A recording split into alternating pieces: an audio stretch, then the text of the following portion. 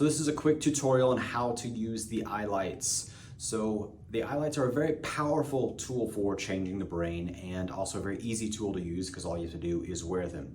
Vision is one of the most powerful senses that goes into our brain. It affects almost every part from our frontal lobes, our temporal lobes, the parietal, and specifically the occipital, because that's where vision is processed. Most of the information is anyway in the brain. But it is a very powerful tool, and again, it's going to affect pretty much everywhere and super easy to use. So let's start with looking at the Eyelights. So when you get them, you'll either get them in red or in blue. Blue for more right brain stimulation, red for more left brain stimulation.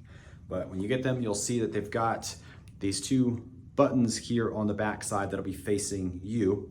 So the button, if you're looking at the lenses, so the button here on the left side is going to turn them on and off. So when you turn them on, and these are already set correctly, for left brain stimulation, we want them to flash in the right half of each eye. So these are going to turn on and off intermittently. When you need to change them, while they're turned on, you'll press this button on the right.